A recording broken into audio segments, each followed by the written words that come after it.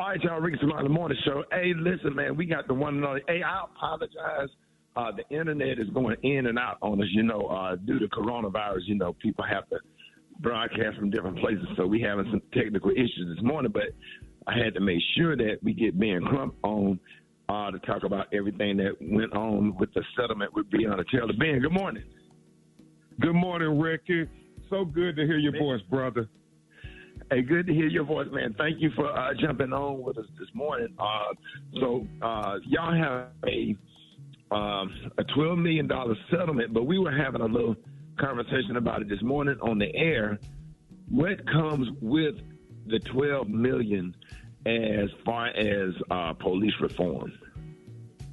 Absolutely, Rickey. And it was such a historic settlement because not only was it the $12 million paid out to the family of Breonna Taylor, which represents one of the largest amounts ever paid to a black woman in a wrongful death in a police shooting in America, and one of the largest for a black person, Rickey Smiley. And so it's significant because it sets a precedence to say that the next person, if there is one, and that's what we're fighting against, but we have a precedence for Sandra Bland, who only got $1 million. We have a precedence for Ayanna Stanley in Detroit, the 7-year-old little girl, Rickey, who we don't talk about much, who was killed in a no-knock warrant, and Pamela Turner in Houston, Texas. It sets a precedence now to say black women can't be marginalized and that black women's lives matter too. So that was significant, but equally important was the reforms that Tamika Palmer, who you met, Rickey, when you came down to Louisville. And I thank you, man, for giving us this platform that you have, brother, because remember when Breonna Taylor first was killed, the first 2 months, nobody wasn't talking about Breonna Taylor. I had to call and beg people to get on and talk about this Black Woman Life Matters, and you were one of the first ones. I acknowledge that because everybody didn't start talking about Breonna until they got on the bandwagon. And so her mama insisted on this reform, and it's so important because it becomes a model for cities all across America. Lanita Baker, my co-counselor, and I, we talked about the fact that you want to make sure we can prevent Breonna Taylor's by having police who live in the community that they're policing, live in the city of Louisville, live in the communities of color. So when they talk about executing a warrant, they say, no, we know Breonna. She's a good person.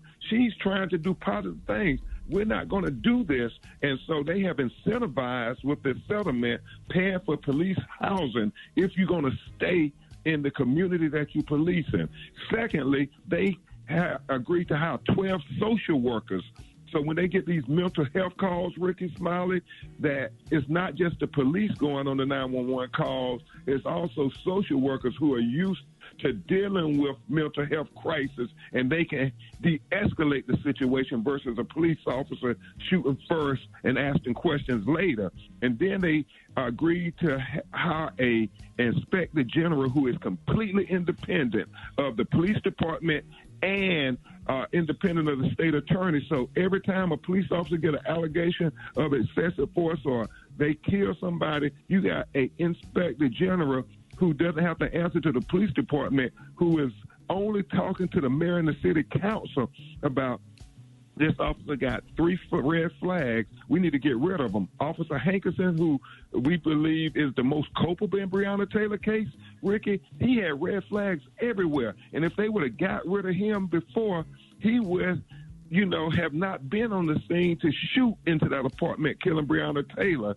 So it's a lot of reform that represents structural change that could be used as a model around America. And so that is what was so significant. It's just not about money to the family, but it's about trying to make systematic reform so we can prevent these things from happening to our people in the future.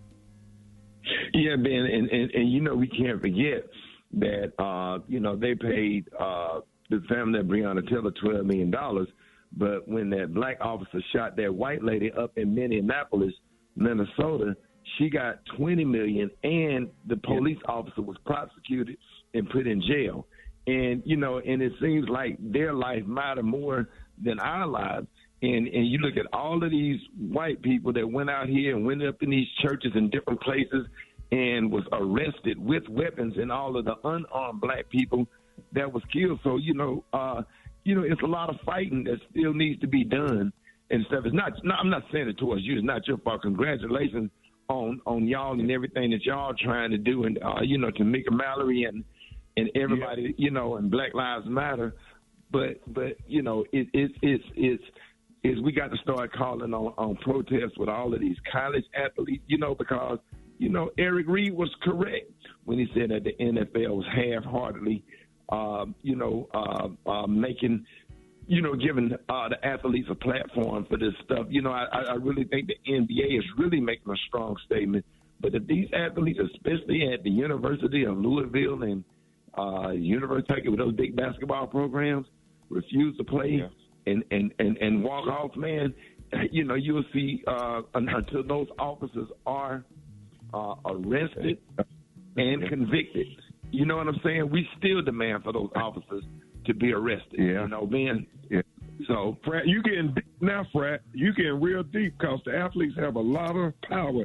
And that meant the Milwaukee Bucks, when they did what they did after Jacob Blake, that is the worst fear of these white billionaires who own these professional sports teams.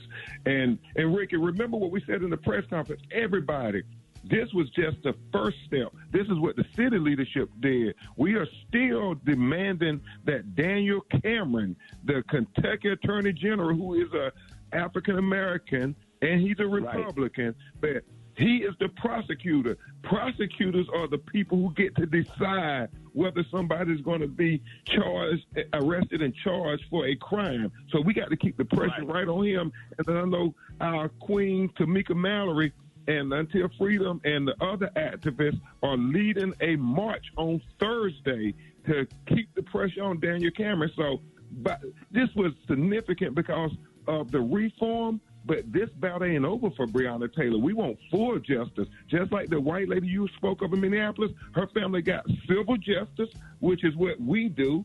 And now we got to make sure that the prosecutor does his job and charge these killer cops for killing this innocent black woman in her own apartment. Right.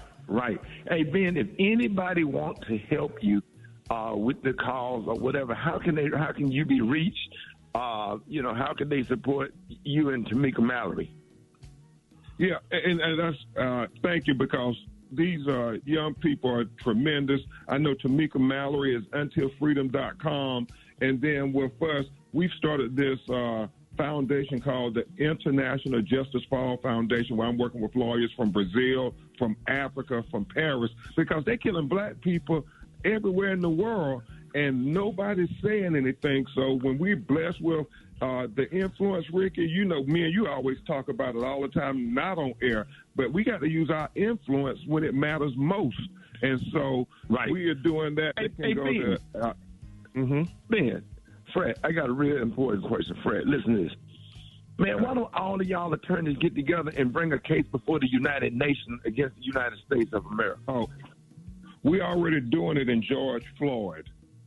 It is big. He's emblematic of the police abuse and excessive force against black people. And remember, the United Nations, like any court, they get to decide if they're going to grant you what we call a writ, that permission to come before them. And so, obviously, with all the injustices in the world, they can't hear everything or everybody.